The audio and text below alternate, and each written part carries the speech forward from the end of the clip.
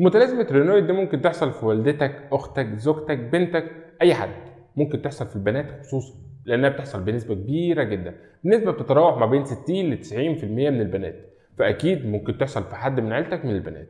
ودي عبارة عن إنهم بيجوا في الساعة تلاقي صوابعهم بتقلب ألوان حرفيا، حب أحمر، حب أبيض، حب أزرق، وحاجة آخر لخبطة. بس ما فكرتش تعرف هو إيه ده؟ أنا جاي النهاردة أقول لك إيه الحالة دي وإزاي نتعامل معاها. أنا إبراهيم الشحري ودي قناة معلومات.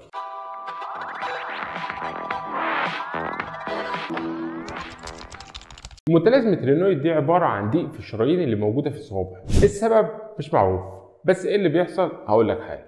بيحصل ان عبارة عن ان جسمنا في الطبيعة اصلا لما بيتعرض لسقعة بيحصل انقباض في الاوعية الدموية، بس هنا حساسية الاوعية الدموية للبرد شديدة جدا، فلما بيتعرضوا للبرد بيحصل انقباض شديد قوي في الاوعية الدموية اللي بيسبب قطع الدم عن الصوابع. هنقسم الاعراض لثلاث مراحل. اول حاجة وهي مرحلة النوبة اللي بيحصل فيها ثلاث الوان: احمر، ابيض، ازرق. اللون الابيض وده عباره عن انقطاع التغذيه الدمويه للاصابع. كمان اللون الازرق الجسم المفروض بيتخلص من المخلفات اللي بتنتجها الخلايا، المخلفات دي هتفضل راكده لان مفيش تغذيه دمويه اصلا موجوده في الصوابع، فاللون هيبقى ازرق. تاني حاجه بقى النوبه خلصت خلاص فهيرجع اللون تاني للون الطبيعي بتاعها وهو الاحمر. وتاني مرحله وهي ما بين النوبات الاصابع بتكون لونها طبيعي والجلد تمام ومفيش اي مشكله نهائي.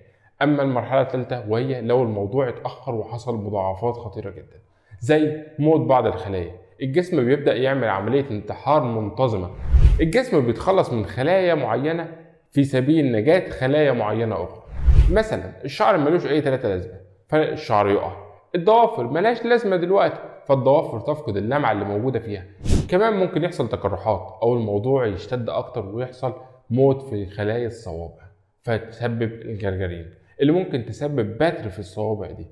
الموضوع خطير جدا فلازم نعرف العلاج. العلاج بيكون كالاتي: اول حاجه مثلا بتضطر تغسلي مواعين، بلاش تستخدمي ميه ساقعه لان الميه الساقعه بتزود الحاله، خلينا نغسل بميه دافيه حتى.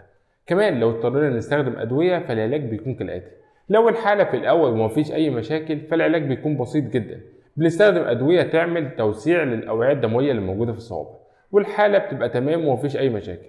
انما لو الحاله حصل مضاعفات فبنضطر نتدخل جراحي، ودي اللي بيحصل فيها ان احنا نخش ونقطع الاعصاب المسؤوله عن انقباض الاوعيه الدمويه اللي موجوده في الصوابع. الحاله بتتحسن في فتره قصيره جدا بعد العمليه، بس للاسف بعد فتره الموضوع بيرجع، بس مش بيكون شديد قوي زي كان قبل العمليه.